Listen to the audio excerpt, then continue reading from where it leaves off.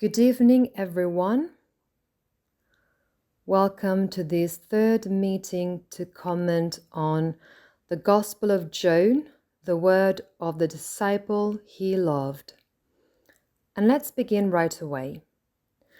The Gospel of John opens with the words, "In the beginning was the Logos," bearing in mind that the Logos is not simply translatable as word, but rather as a cosmic creative force, the ordering principle of the universe, and the origin of all things. The Earth has gone through 3 previous planetary incarnations, as we know. Ancient Saturn, in which the Logos created the human physical body as its direct image. Ancient Sun, in which the Logos expressed itself as life, generating the etheric body. Ancient Moon, in which the Logos manifested itself as light, generating the astral body.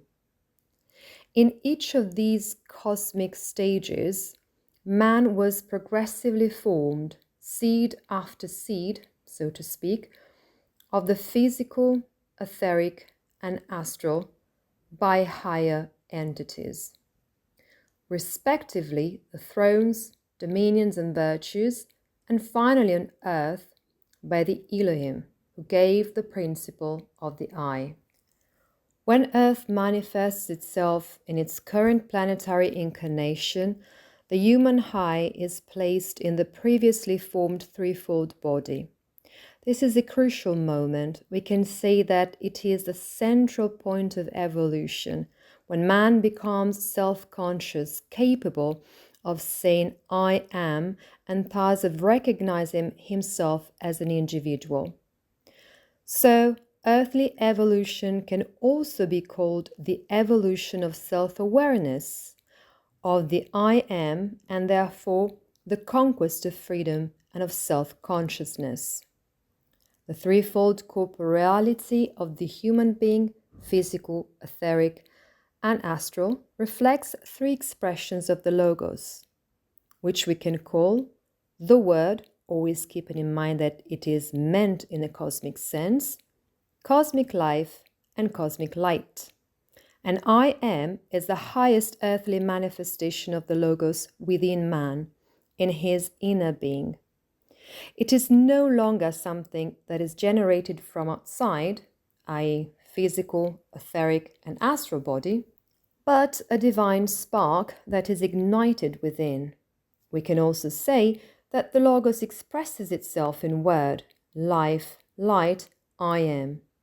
Saturn, Sun, Moon, and Earth. Man is destined to become a free creator because he participates in the same cosmic creative force of the Logos, to the extent that he becomes self-conscious. Our consciousness has its roots in ancient cosmic forces that precede Earth, namely Moon, Sun, and Saturn. And so, in a certain sense, we can say that we were born in body from the Word. We were given life with the breath, and light with which we learn and know. And it is in the eye that the divine spark of eternal being of God is ignited. I am is therefore not something subjective, as formulated by psychology, but a cosmic macrocosmic fact that becomes human microcosmic and is, we might say, the 4th stage of maturation of the creative work of the spiritual hierarchies. Before the Lemurian era, man existed only in a spiritual form that descended at most into the etheric, and it was only in the Lemurian era that he received the principle of the I in the threefold physical, etheric, and astral bodies. This is an individualizing force, a force that leads to individuation, to becoming individuals. In the Lemurian era, halfway through the Lemurian era, we have the first true incarnation of the I. With Lemuria, the three bodies that had already been prepared prior to evolution are inhabited for the first time by the principle of the I. In the Lemurian era, Lemurian man had an imaginative consciousness similar to the current animal kingdom, therefore dreamlike, but it was a much more vivid dream than what we experience today. It was a dream that we could call real. There was, shall we say, no state of confusion mixed in with it. It was much more vivid, much more real, so to speak. This was the spontaneous clairvoyance in which Lemurian human beings perceived spiritual beings and forces, even if not consciously. It was still a dreamlike clairvoyance. Later, after the destruction of Lemuria in fire, humanity lived in Atlantis, which was in turn destroyed by water with the Great Flood. In Atlantis, the I became more and more deeply rooted in the bodies, and clairvoyance began to gradually decline. Thus, especially towards the end of the Atlantean era, a consciousness gradually formed. This consciousness believed itself to be separate from the whole, even if only in an illusory way. This is the basis of what will later become individuality in the post-Atlantean era after the flood. After the destruction of Atlantis in the post-Atlantean era, which is our own, human beings begin to incarnate in increasingly dense and material forms. The alternation between wakefulness and sleep becomes stable. We have also seen this in our previous commentary on the myths and mysteries of Egypt. Today, man is completely immersed in the physical body during the day, in external sensory perceptions. At night, the I and the astral body separate. Man no longer has direct consciousness of the spiritual world except through dreams, which have symbolic qualities and are clothed in symbolic images. Our current consciousness is therefore only lucid during the day and in the sense-physical world, so the spiritual world appears to us as totally unknown, unfamiliar, even though we perceived it directly in the past, especially until the middle of the Atlantean era. Some populations still retained this ability to perceive the spiritual world directly, albeit with increasing difficulty, for a long time. So, whereas the night visions of the Lemurians were real images directly connected to spiritual entities, cosmic archetypes, and etheric formative forces, the modern dream, what we do during sleep, is only a degenerate remnant of what was the Lemurian consciousness and is much more limited, much more indirect. Ancient Lemurian clairvoyance was not yet controlled by the I. Humanity, therefore, had to lose this clairvoyant faculty, which we might call atavistic, dating back to our ancestors, in order to gain individual freedom. The purpose of spiritual evolution is to regain the vision of the spiritual world, but now in full consciousness and with a free gesture through the union of the lower or incarnated I with the higher I and the consequent transformation of the astral body into spiritual self. In the beginning, the daytime consciousness that now prevails was still underdeveloped. If you remember, we said that man saw objects whose shapes and colors were separate from each other. They were blurred shapes enveloped in a colored light that was immersed in a mist, a bit like a light shining in the fog. Imagine a lantern shining in the fog. This remained until Atlantis, and it is an effect of the fact that the eye was not yet fully incarnated in the physical body. It was only beginning to make contact with the bodies, and in particular with the physical body. Thus, there was this dreamlike, imaginative consciousness, and the physical forms were not yet solidified or crystallized in external perception.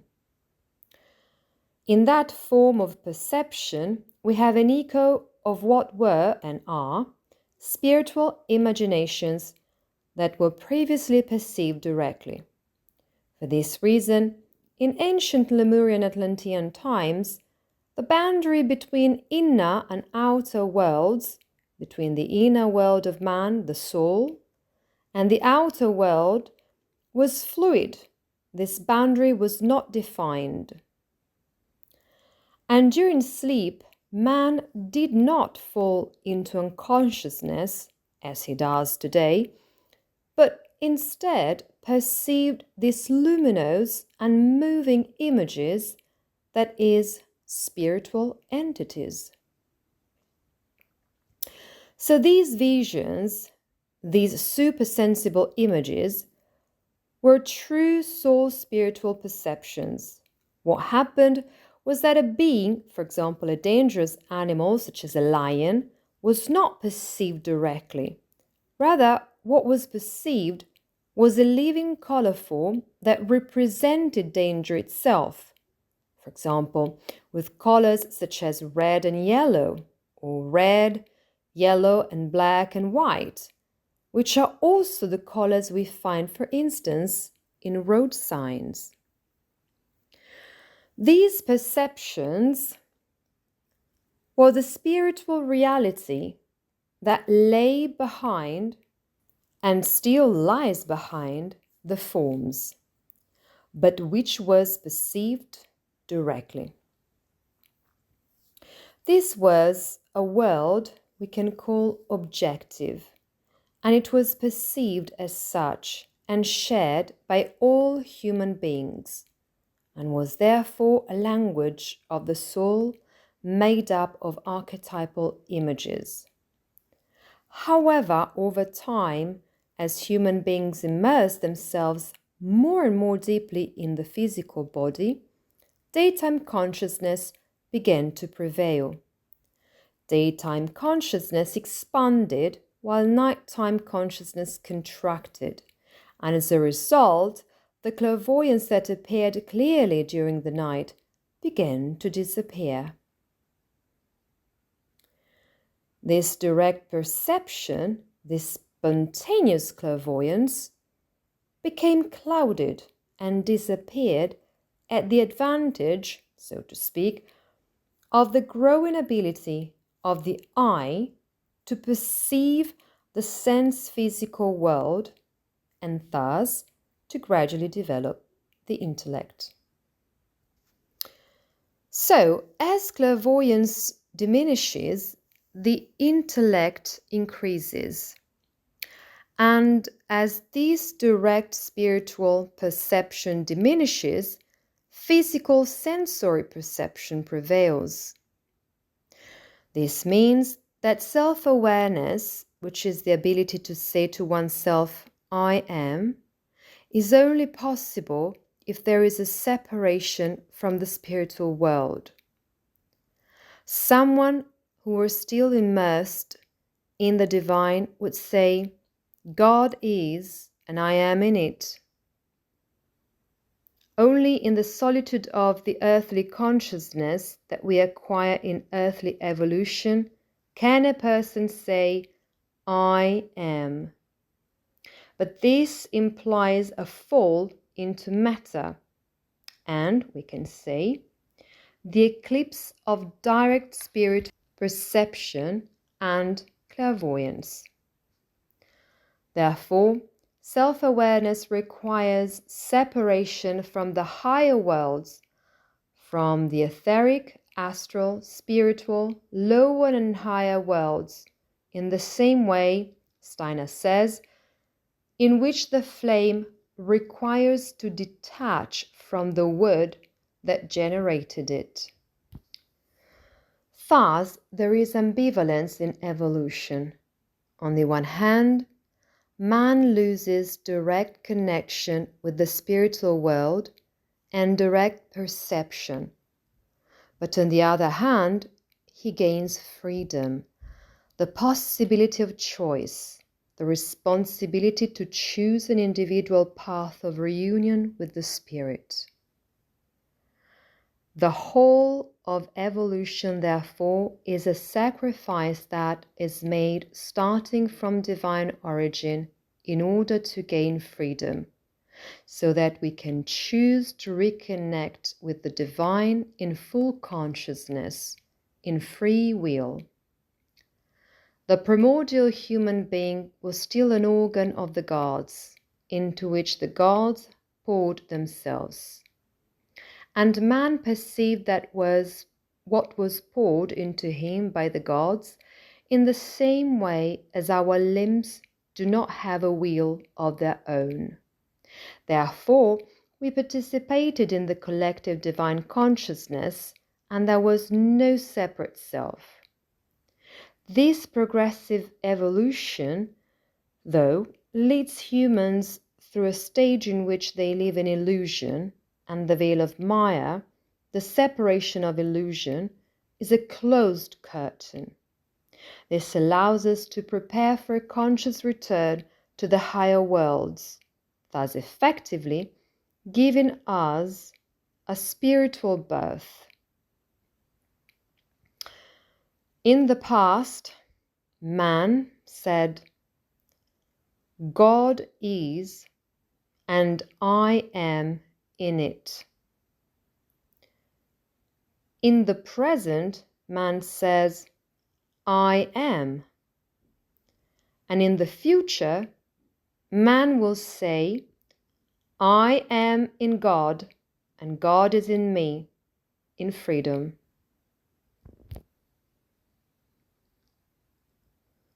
In this image, created again by Joris, which we have already had the opportunity to contemplate in previous seminars on cosmic evolution, we can see the different planetary stages, the sevenfold planetary chain, from ancient Saturn to future Vulcan through Earth. Each stage of the Earth's metamorphosis has a specific mission, and we must bear in mind that although there is a recapitulation of previous stages, as well as an anticipation of future stages, in the divine plan of evolution, there can never be repetition of the same. Yes, there are repetitions, but they are never completely the same. There is always an evolution taking place. It is never a repetition of the same. The four metamorphoses of the Earth, ancient Saturn, ancient Sun, ancient Moon, and current Earth, are also named according to what was necessary to form in that metamorphosis. Thus, ancient Saturn is called the cosmos of courage.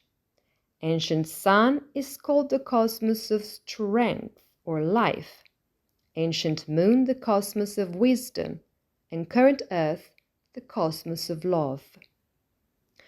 We must bear in mind that each of these metamorphoses is like a cosmic school that educates the beings who are part of that evolution to conquer a principle of being that is then shared with all evolution, given to the divine plan of evolution.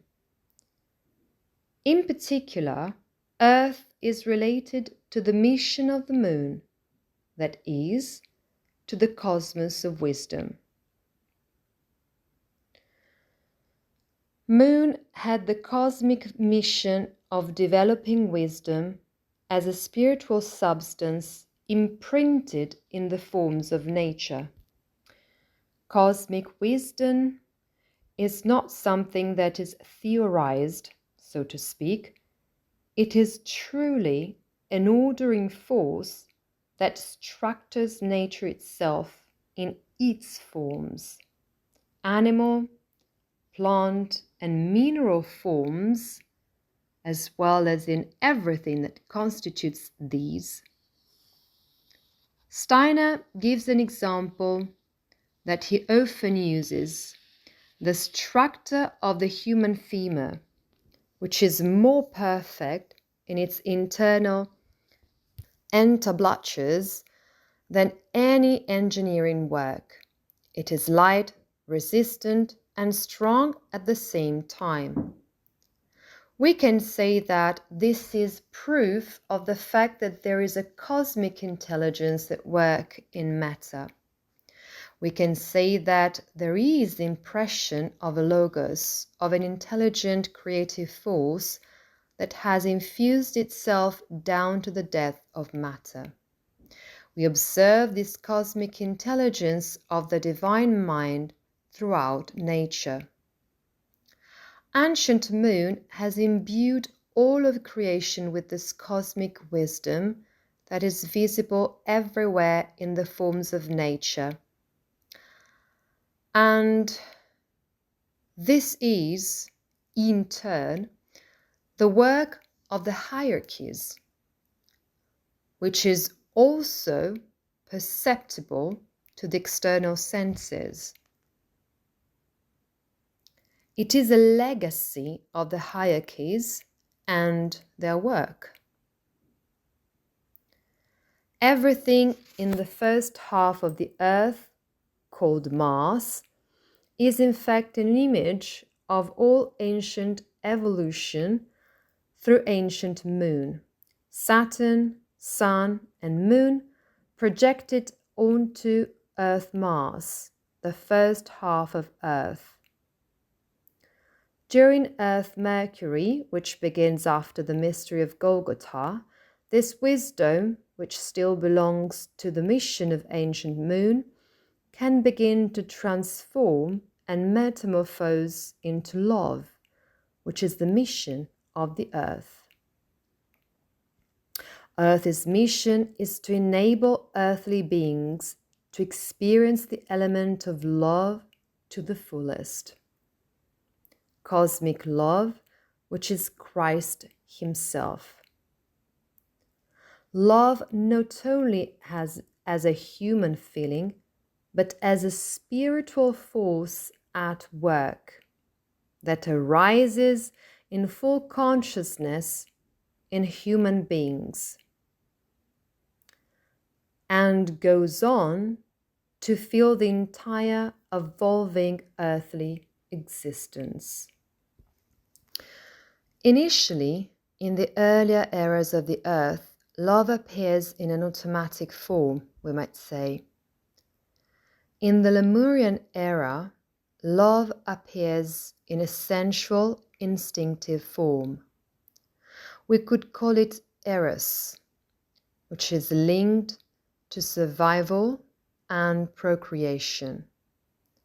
Then, progressively, through the successive eras, love evolves more and more, becoming compassion in the Atlantean era, and then a progressively spiritualized moral love originating from sacrifice in the post-Atlantean era, and above all with the mystery of Golgotha.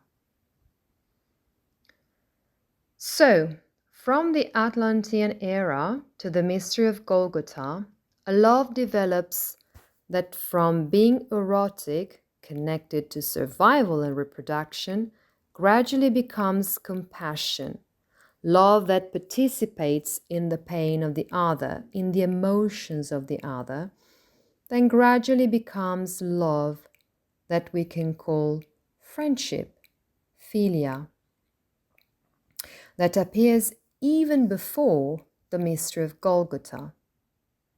And finally, at the moment of the mystery of Golgotha, agape will appear, spiritual love.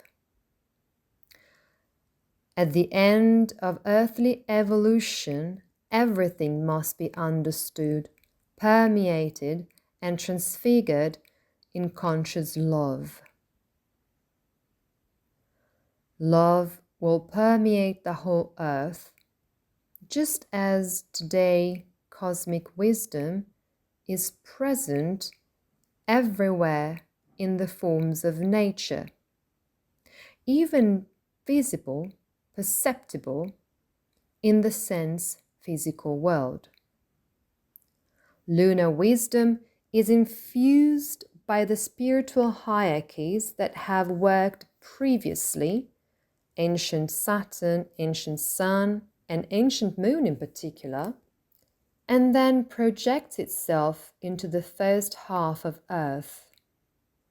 Earthly love, in the sense that it develops on Earth, must instead be developed freely by a free choice of the human being. Through struggle, through the overcoming of conflicts and aversions, through pain, by means of redemption and choice. So, cosmic wisdom has been given by the hierarchies as a form. Love, on the other hand, must be conquered by man as consciousness. The whole world around us today, which we perceive as mattered, structured in its own order, will be filled with love that has evolved on earth. This love appears in the form of warmth of the soul, our enthusiasm for things, development of consciousness, and the making of sacrifices. This evolution from moon to earth, from wisdom to love, is also the transition from the dominion of the head, the moon, to the dominion of the heart, the earth. We can therefore say that wisdom is embodied in form, and love must be embodied in the fully conscious will. On ancient Saturn, where the thrones give the seed of the physical body, the prevailing spiritual quality is the will courage, and it is brought by the thrones, the spirits of will. On ancient Sun, when the dominions give the germ of the etheric body, the prevailing spiritual quality is life, that has been given by the spirits of wisdom, the dominions or karyotetes. On ancient Moon, the virtues give the germ of the astral body, and the prevailing spiritual quality is wisdom, brought by the spirits of movement, virtues or dynamis. On earth, the Elohim bestow the principle of the I, and the spiritual quality that must prevail, and will increasingly do so, is love, which is brought by man as the 10th hierarchy in evolution, spirits of freedom combined with love. When Earth passes into its future planetary stage, future Jupiter, love will flow from everything, from all that is the creation of future Jupiter. Future Jupiter will be the future cosmos of spiritual love, finally realized. Future Jupiter is the planetary stage that will follow Earth, and it represents the flowering of love that has been sown in the second half of Earth by human beings through their conscious choices. Just as wisdom permeates all forms of nature today, on future Jupiter, love will be the substance of the entire cosmos. This love, which will be active and creative, will penetrate all creation through the free acts of love performed by man during Earth's evolution.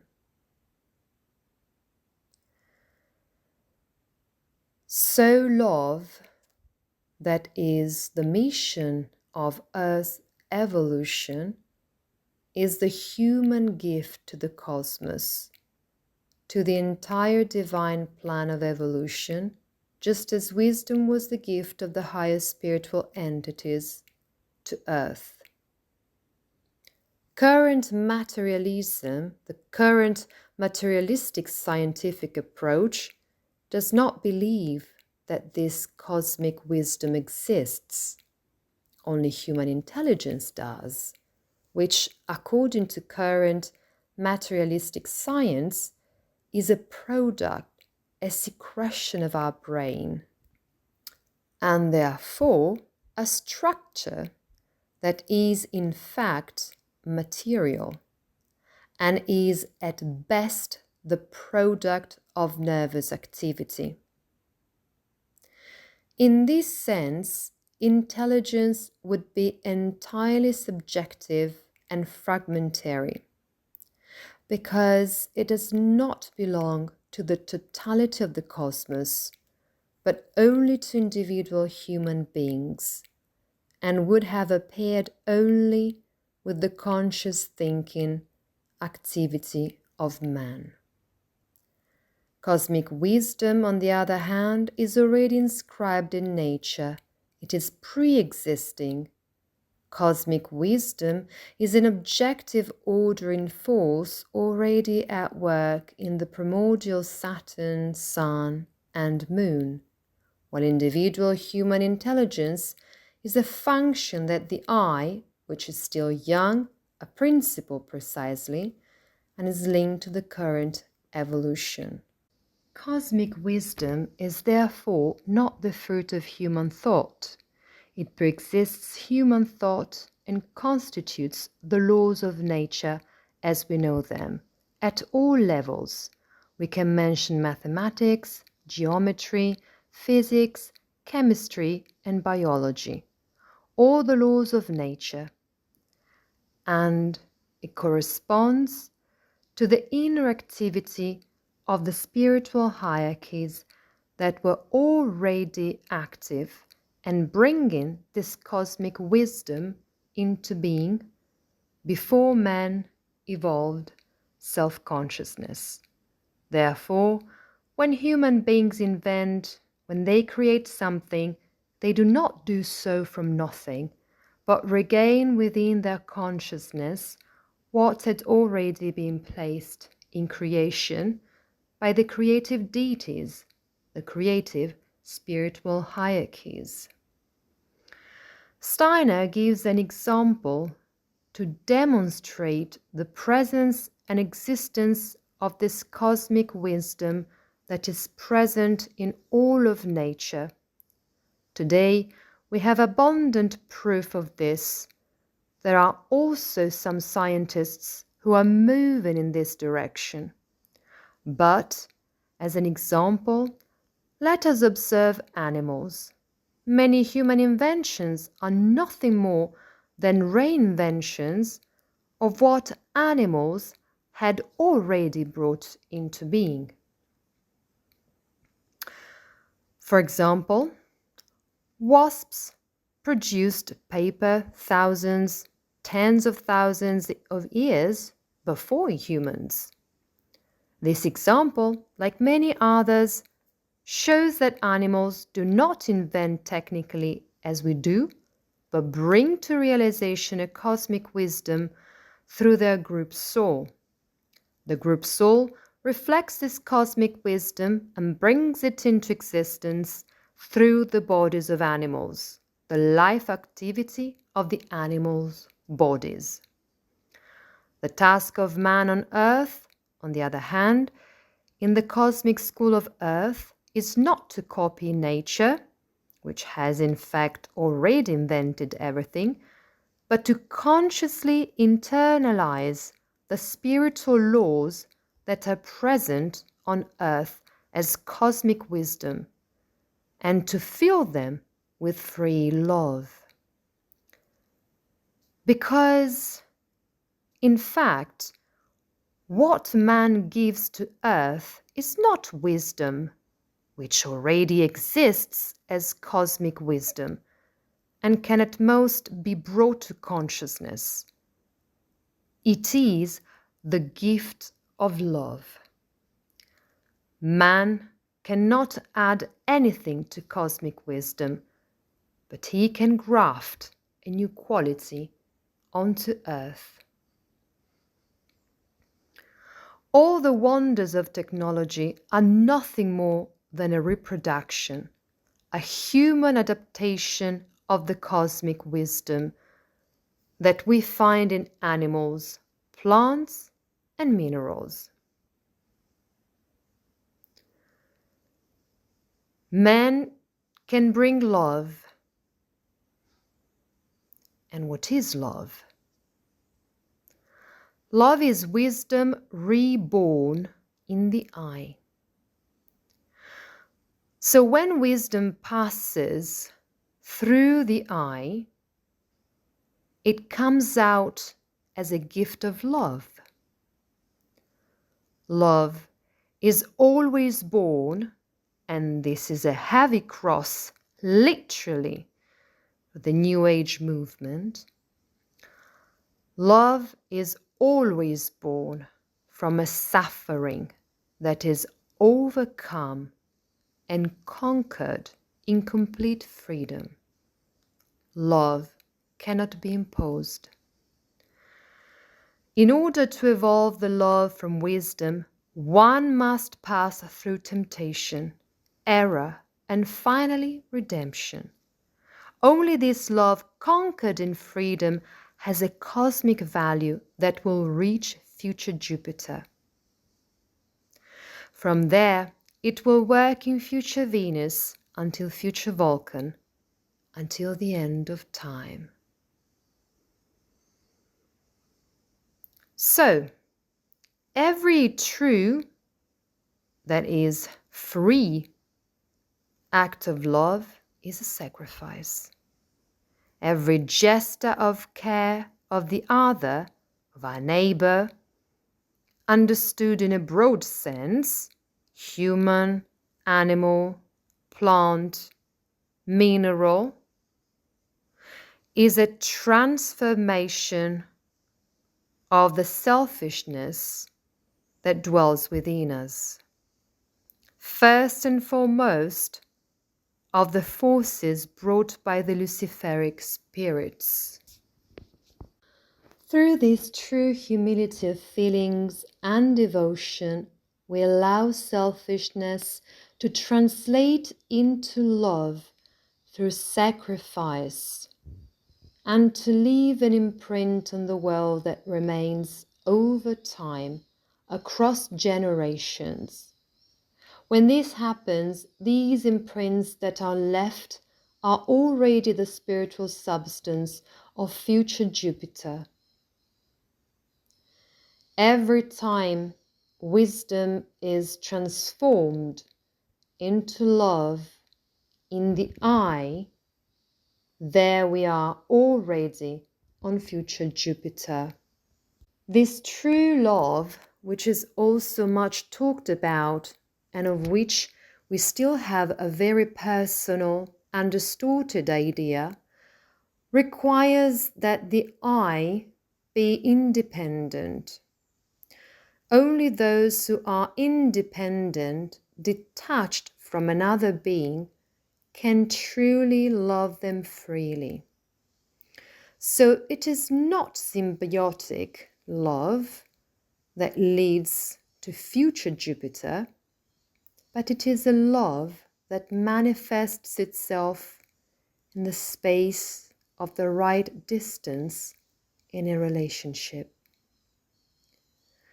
With respect to things, with respect to others, with respect to everything we do on earth.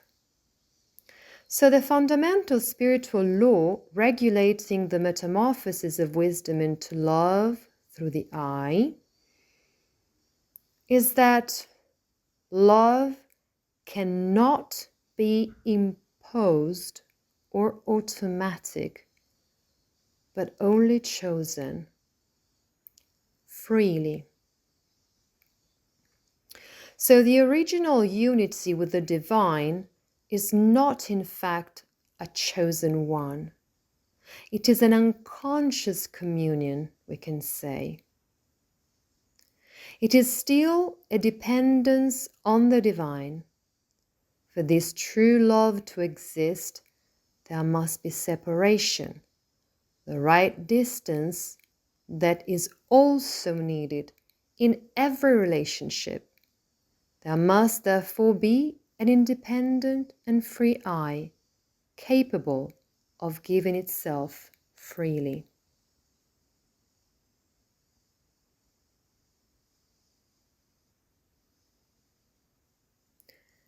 Is united, it is not free, just as the human being with respect to the divine before emancipating from it.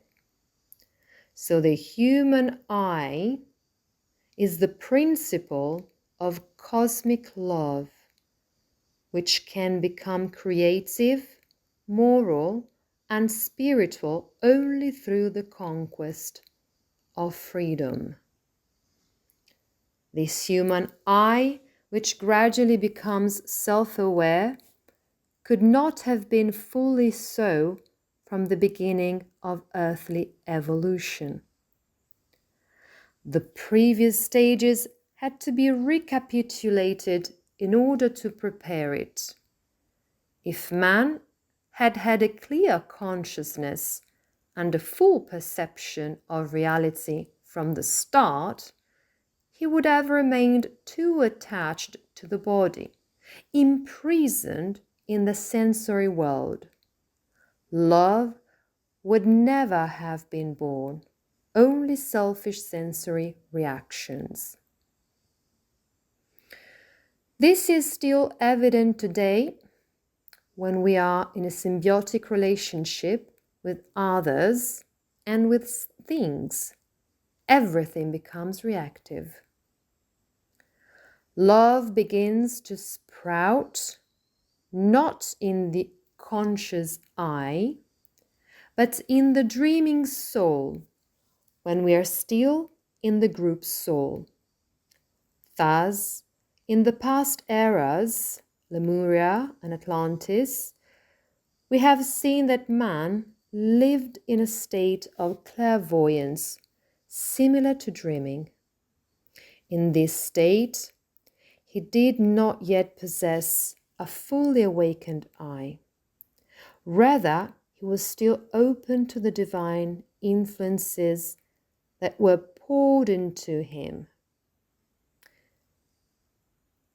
He was like a great chalice. Love worked as a cosmic force within him, not yet chosen, but actively working within man. Love, therefore, was not moral at the time, which it will be on earth. It was natural love. The entire earthly evolution is therefore a transformation of love, from inspired cosmic force before Lemuria to sensual erotic passion and life impulse in Lemuria, to a feeling that gradually becomes emotional, affective and social in the Atlantean and post-Atlantean eras, to a fully conscious, spiritual, moral and sacrificial love, which is that of the Christ in the mystery of Golgotha. Spiritual love that is therefore the offering of the free I to another being, and it is the final goal in the cosmos of love, the earthly evolution. Steiner now leads us further into the cosmic mysteries and the relationship between daytime consciousness and nighttime consciousness. When the ancient human being fell asleep in the evening, vivid images arose. He entered the spiritual world in those ancient eras, in the Lemurian era and then in the Atlantean era. Human beings were not yet as they are today, as we have said, and the transition from day to night was not yet as distinct. It was still a transition, let's say, in a stage in which inner and outer life were not quite defined yet. In the intermediate stage between sleep and wakefulness, man lived in the spiritual world, receiving directly from the divine beings the seeds of love. An unconscious love that was dreamed and poured into the human heart from above. Then, as evolution progressed, the clairvoyant faculty became increasingly tenuous, increasingly weak.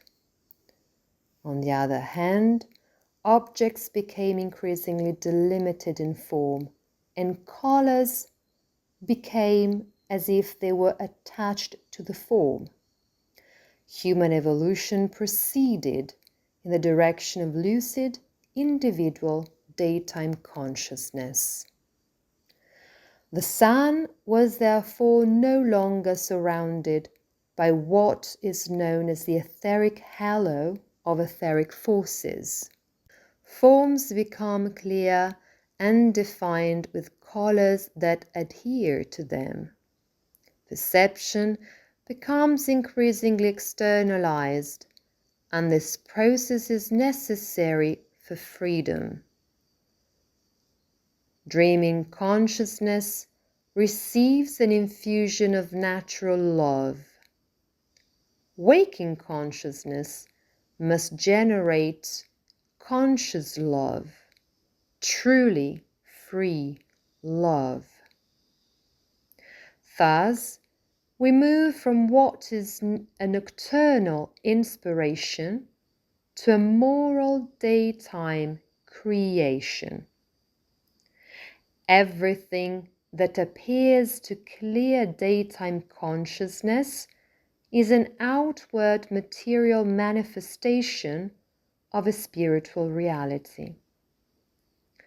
The visible world is the revelation of the Logos. We can say that the visible world and the macrocosm are the word spoken by God. The divine word that creates a body for itself, the body of the word, of the Logos, just as our body came into being, so that the individual spirit could inhabit it. In the beginning was the Logos, and the Logos became flesh, as stated in the prologue of John. In a broader sense, we can say that not only was the Christ, the Logos, incarnated in Jesus of Nazareth, but also that the Logos became incarnate in the world. The whole world is this Logos made in material form. Everything is supersensible before being physical. Everything that is supersensible has created in the world an external body suitable for its manifestation. Therefore, nothing is born in the visible world that does not have a spiritual cause, as we said that before. The mineral, plant, and animal kingdoms are expressions of the Logos. The Logos gradually incarnates in a cosmic soul, the soul of the world, shaping its bodies as external manifestations. The spirit of man descends and incarnates and forms the soul as the mediator of his bodily experience.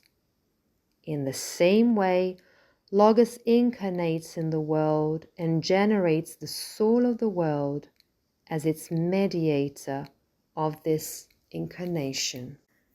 It follows that there is nothing dead in nature, as it is improperly said.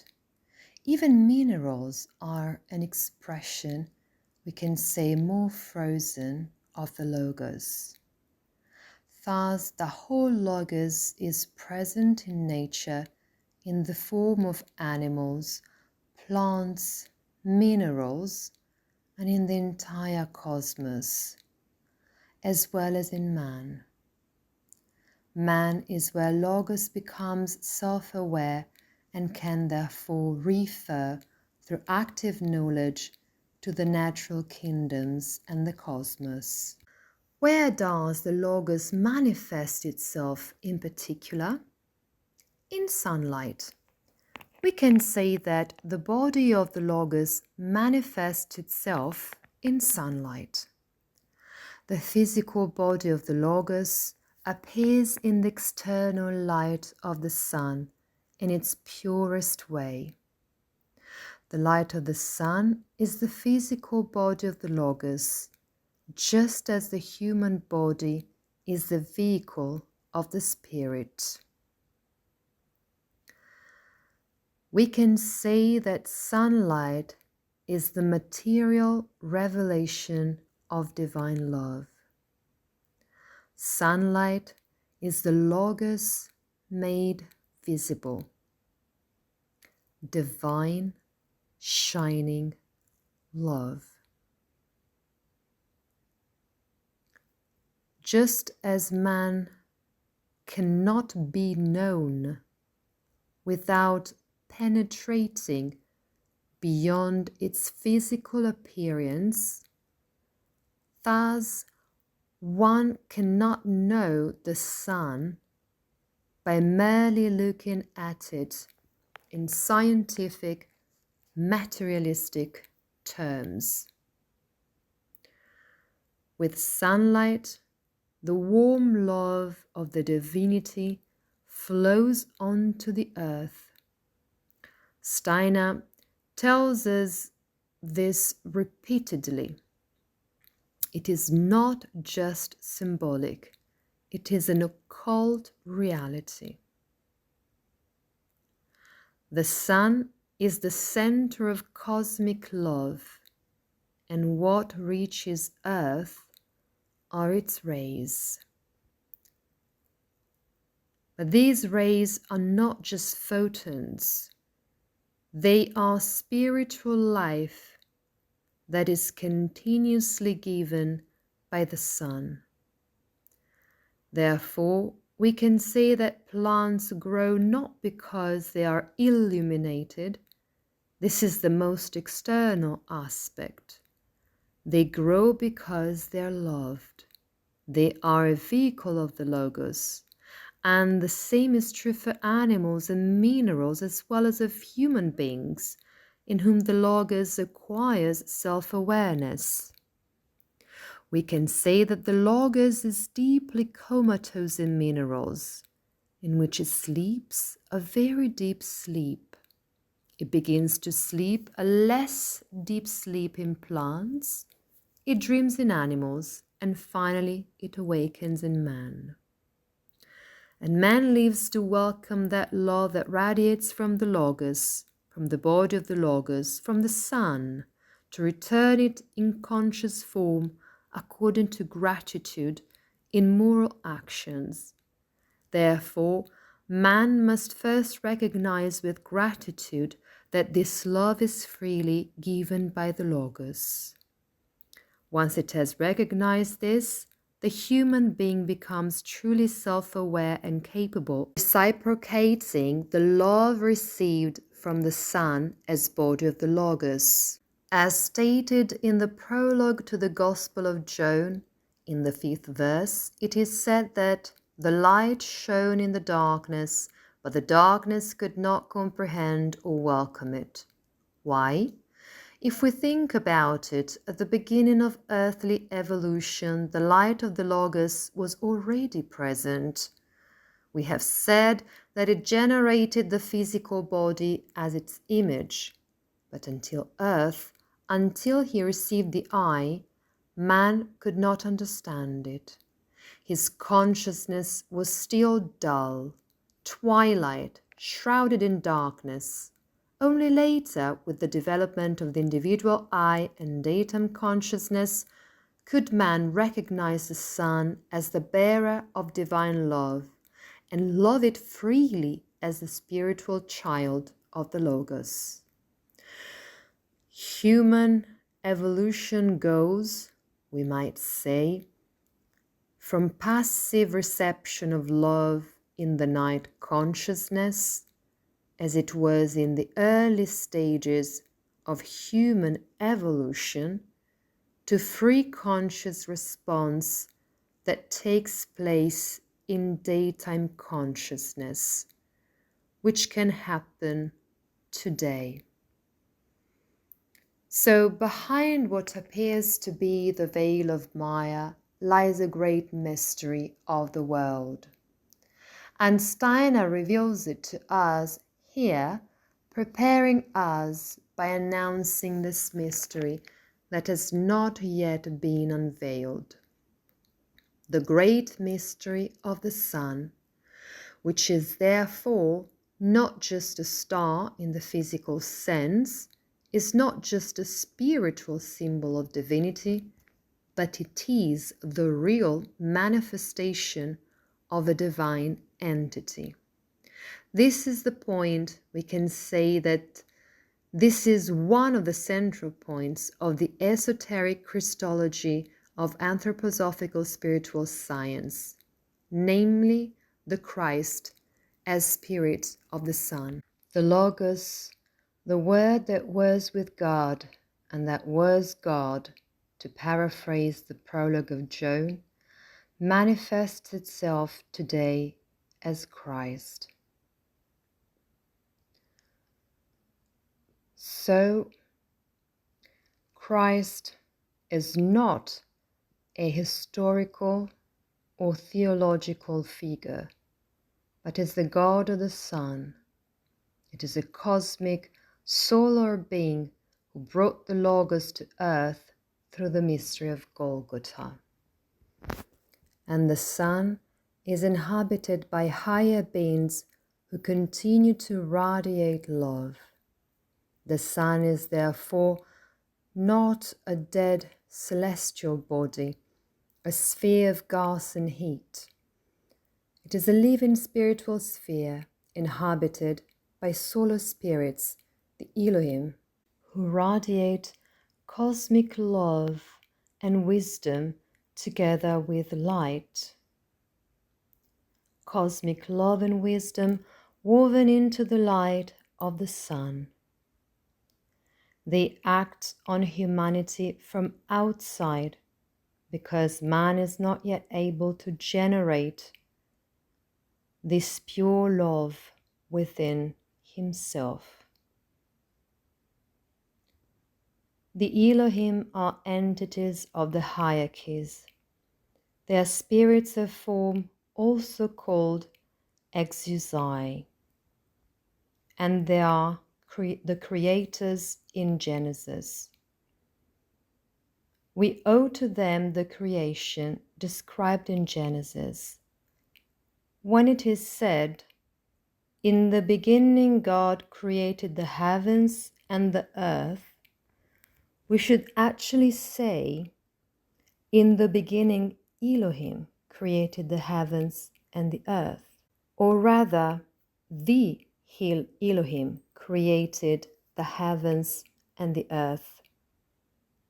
They are simultaneously a multiplicity and a unity, as we have explored in our commentary on Genesis.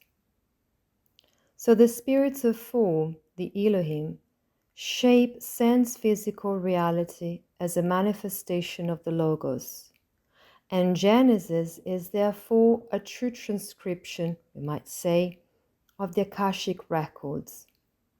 It is not an allegory, but a description of the evolutionary processes of the divine plan written by an initiate, Moses.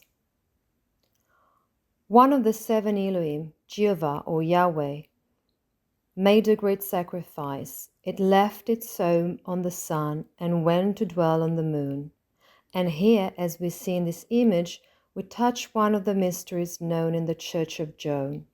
Therefore, by the Rosicrucians, who are the heirs to the Church of Joan, the metamorphosis of the Church of Joan in the 13th century, of the seven Elohim, only Jehovah separates itself from the others, renounces living in the solar sphere, and unites with the sphere of the moon, which is reflected wisdom. It does this, it makes this sacrifice in order to come closer to human evolution on earth, to humanity. From this, we understand that cosmic evolution is an act of love and progressive sacrifice, that is, the higher beings lower themselves to make the elevation of the lower beings possible. Jehovah renounces the glory of the solar sphere in order to remain close to humanity and guide human evolution. We can say that Jehovah is the lunar priest of the Logos, the mediator and pedagogue of humanity. It prepares humanity to receive the love that radiates from the solar sphere by reflecting the solar light onto the earth through the moon. For this reason, Jehovah is also the spiritual archetype of the Waldorf school teacher and is linked to the Maestro Maitreya Buddha, the future teacher of the 6th cultural epoch. Therefore, the sacrifice of Jehovah, this lunar priest of the Logos, is a gesture of infinite love and cosmic compassion. It sacrifices itself by descending to a lower level of evolution, from the sun to the moon, so that man, who is still immature, may receive the eye and wisdom from it, initially indirectly. It prepares the future birth of the eye in man and of love on earth. The difference between sunlight and moonlight is the same that lies between love and wisdom.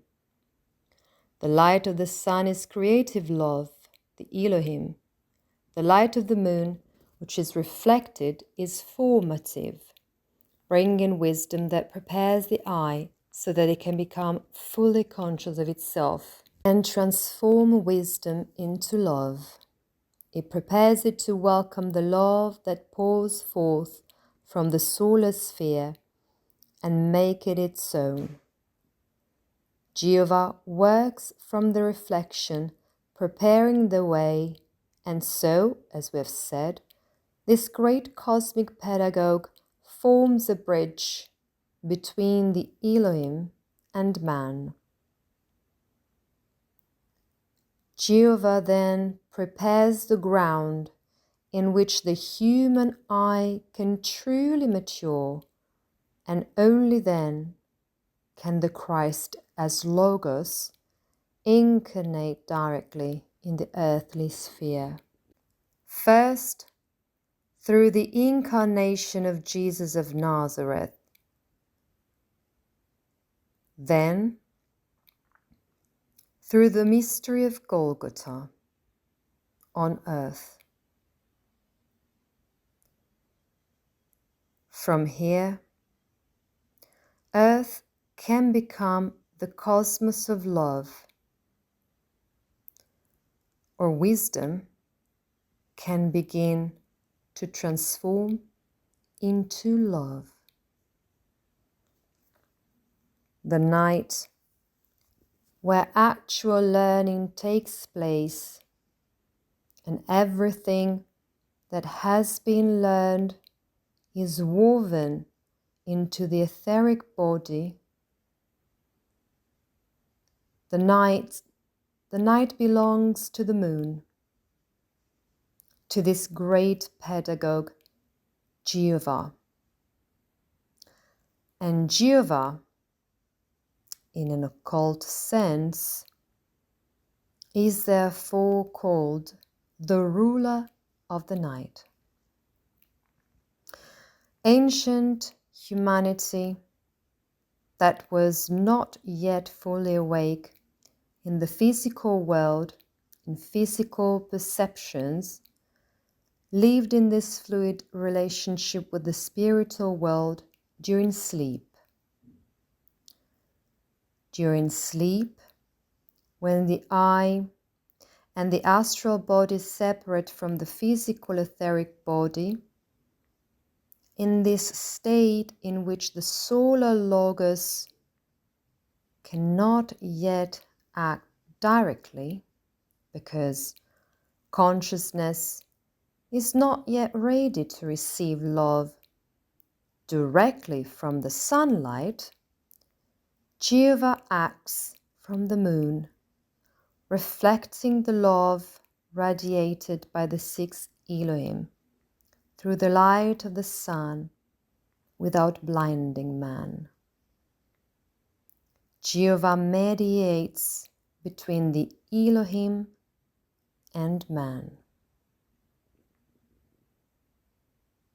From the sun, the sixth Elohim, the Logos, radiate direct love so that conscious love may finally develop in humanity. From the moon, Jehovah reflects the wisdom of the Logos, preparing the eye and thus the future capacity to love. The moon is the sphere of Jehovah, and the sun is the sphere of the Logos. This cosmic image must be understood in its spiritual reality.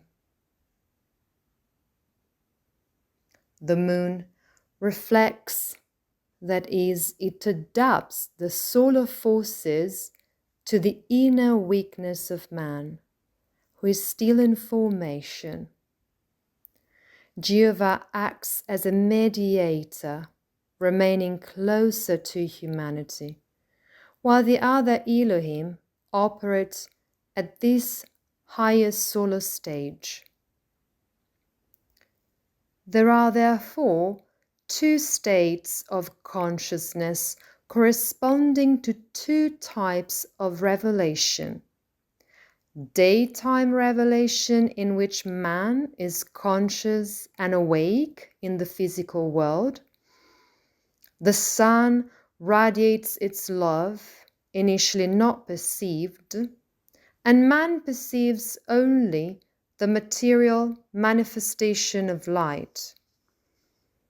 This is our usual condition. Nighttime revelation, in which the I and the astral body leave the physical etheric body, and the soul comes into contact with the higher worlds, but in a twilight and unconscious way. In this state, Jehovah acts by instilling the prefigurations of love.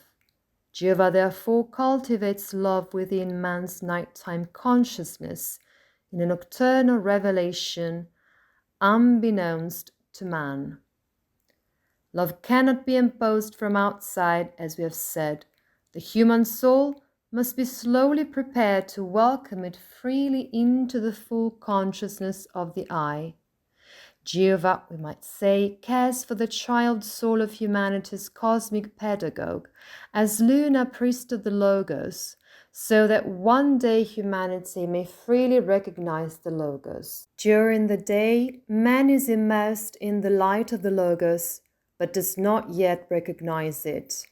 At night, he is spiritually educated by Jehovah, who reflects the light of the Logos, so as not to burn this human soul that is still immature. This image is one of profound meditation for us. As the moon reflects the light of the sun, so Jehovah prepares the human soul to be able to contain solar love in the future, without it being destroyed, but making it capable of responding with free love. Therefore, love cannot burst directly into an immature I. Inner preparation is required. This transition from night to day, from moon to sun, is the image of the entire earthly evolution. The incarnation of the Logos in Christ, the incarnation of the Logos is in Jesus, is the moment when light and love enter the consciousness of the human I, no longer reflected, but direct. So that Christ is the first manifestation on earth of direct love and light. With the mystery of Golgotha, it becomes possible for Jehovah to give way to the solar Logos. This actually happens in a cosmic sense, but in every human being this event must be recapitulated in the transition from the first part of the biography up to the age of 30. Then in the second part of the biography, through the ages of 30 to 33, up to the most spiritual 7-year cycles. So in the first half of its biography, the human being must still recognize these forces of Jehovah at work, then indirectly receive the light of the I, and then, between the ages of 30 and 33, recognize within himself the presence of the I that can radiate love and thus give love to the world. So with the mystery of Golgotha, Jehovah gives way to the solar Logos, the Christ. The human I emancipates itself from nocturnal guidance, and the incarnation of the Logos takes place, that is, of Christ in Jesus, which is no longer reflected but direct and fully conscious. Man can therefore begin to develop conscious love precisely for this reason. If until now divine love has been infused only at night at an unconscious level, in a condition of nocturnal twilight consciousness, man gradually evolves towards the capacity for daytime consciousness, full wakefulness, that is gradually spiritualized. Man can then perceive, recognize, and encounter the essence of divine love in the sensory reality, even perceiving it with his outer senses and with his conscious eye.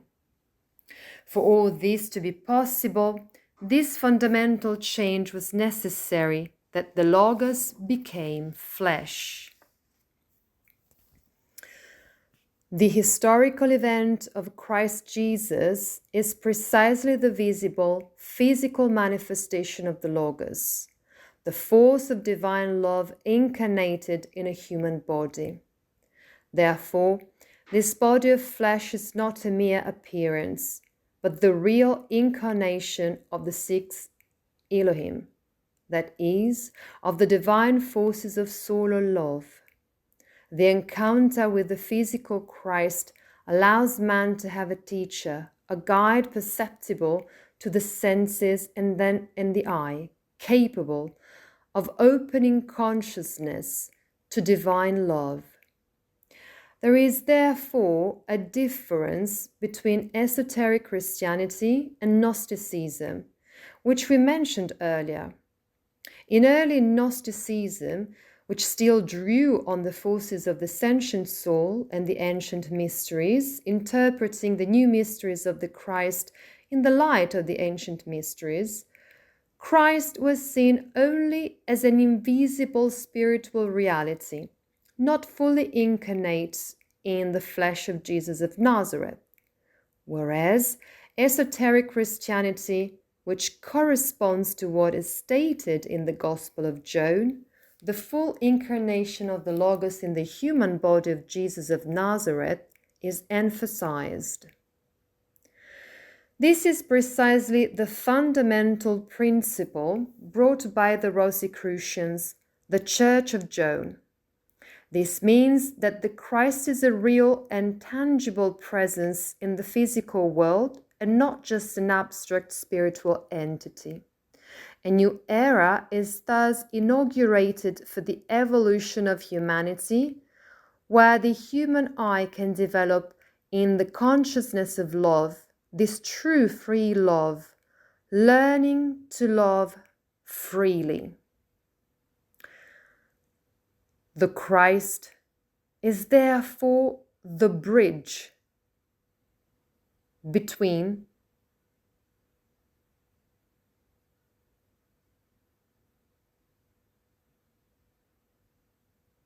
It is the inner Son of Man that makes a conscious love in full freedom possible. And John, in verse 14 of the prologue, says, "The Logos became flesh and dwelt among us," to reiterate the difference with regard to Gnosticism.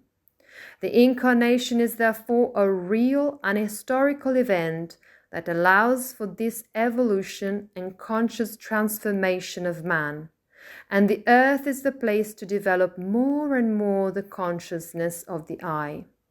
The earth's cosmic mission is to give man self-consciousness, the ability to say, "I am." Everything that happened before the coming of the Christ was a preparation for this.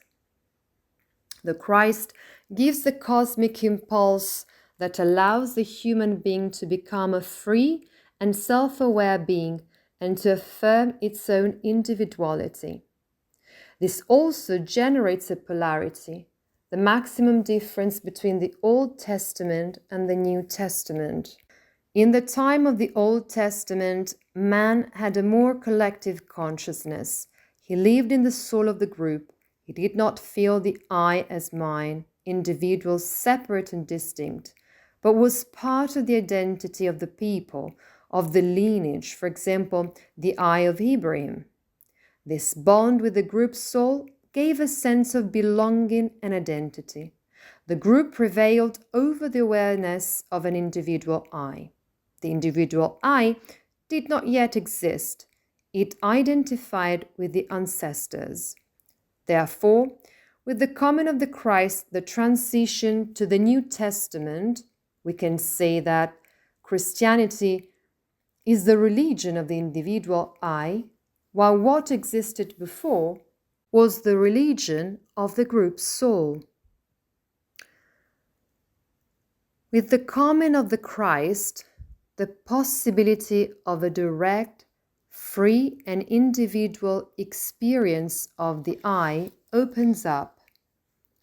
The true Christian, therefore, must gradually develop this awareness of being an I am an I, of being fully aware of oneself as a unique individual, distinct from the masses and from the lineage of one's ancestors and family.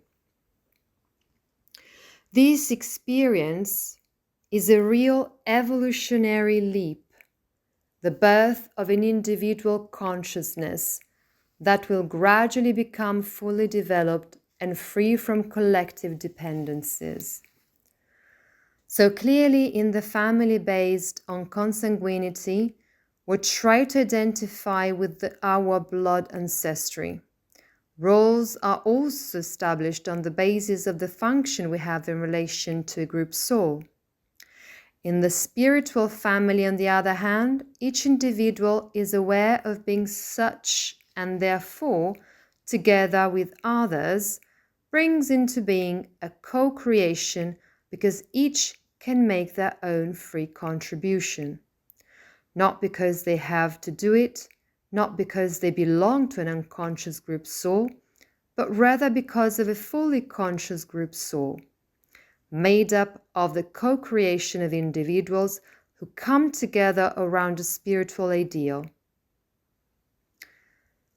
In the times of the Old Testament, there was this sense of belonging to a collective I of the people, embodied in the figure of Abraham. And now, thanks to Christ, there is the emergence and full awareness of one's individual I. This is the distinction between group consciousness and spiritual individual consciousness. Before, humans were united above all by blood ties that gave a sense of belonging to a people, to a lineage, to a group soul, such as that of the Jews. Now, Christ invites us to recognize a deeper bond, no longer tied to the flesh or lineage, but spiritual, a bond with the Divine Father, who is the very root of the I am. It is impossible to reach the spiritual Father as the foundation of the I, and Christ affirms an identity between his own I am and the divine cosmic principle. He says in John chapter 8, verse 58, "Before Abraham was, I am." This I am is not a simple personal identity, but represents universal consciousness, the divine principle that pulsates through the entire cosmos. It is the basis, the foundation of the uniqueness and sacredness of the human I. In John 10:30, it is said, "I and the Father are one." Christ thus affirms this and points to the profound unity between the human being in the sense of the individual I and the divine. The consciousness of the I is rooted in the divine itself, in the Father, who is beyond all ethnic or blood affiliations.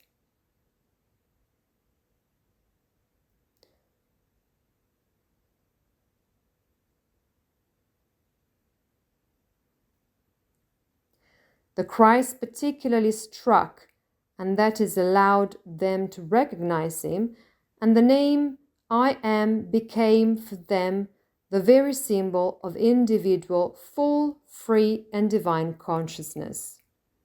The Christ is therefore the model and source from which humanity can receive the impulse to develop its own I in a fully conscious way.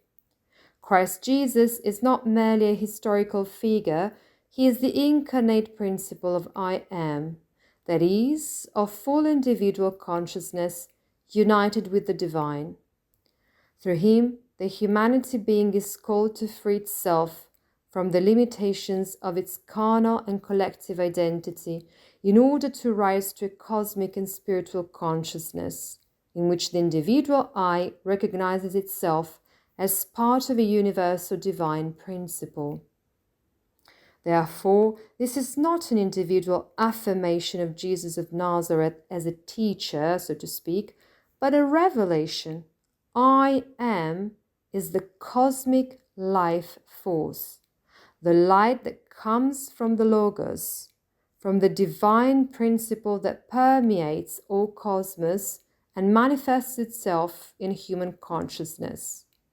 Jesus embodies it as the light of the world, the Christ, that light that illuminates consciousness and allows man to awaken from the darkness of ignorance. And thus, Steiner quotes, "And Jesus spoke to his disciple and said, What can say I am to itself is the force of the light of the world, and those who follow me will see clear. Luminous daytime consciousness, what those who walk in darkness cannot see." This brings us to a contrast between judgment according to the flesh and spiritual judgment. The Pharisees represent the consciousness that is anchored in a collective group vision based on blood, lineage, and tradition linked to Abraham. Jesus contrasts this judgment with a judgment that unites the I with the primordial Father. Thus, there is a judgment according to the flesh and a spiritual judgment. This means that true judging consciousness is spiritual. And here we come to the conclusion. This consciousness is deeply rooted in the divine and in cosmic unity, just as the hierarchies that brought all creation into being. Here Steiner mentions another passage, translated in such a way as to highlight this aspect of the I am.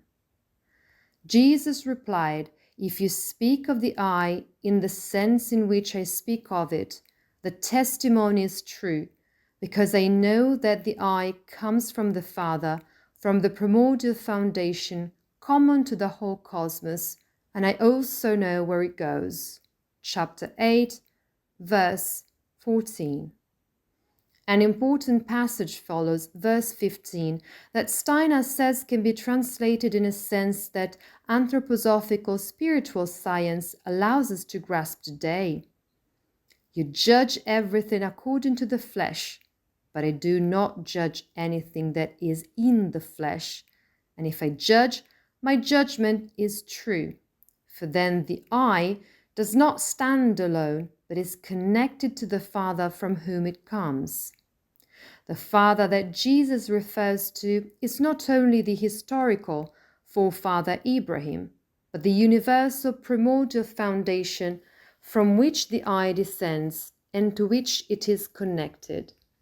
The same genealogy that Luke reports in his Gospel, which goes back to God. The I am is older than Abraham. It is the universal consciousness before any earthly or personal bond. These teachings were not initially conceived and intended for everyone, but were directed at the initiates of the mysteries, who were ready to penetrate the deepest meaning of the Gospel of John. However, now they can be brought to wider circles. So Rudolf Steiner gives us this knowledge, and now we are bringing it back to consciousness, about a century after Steiner first enunciated it. Steiner, in turn, had taken it from the Rosicrucian circle, which is the heir to the Church of John. So, Church of John, Rosicrucians, Rudolf Steiner, and today we speak of it in the pleroma impulse. The author of that Gospel, John, deliberately veiled esoteric doctrine, having been initiated into it, in order to protect it and pass it on to posterity, to those who truly and freely want to understand it in full consciousness. And with this, I thank you. See you in a week with a new commentary.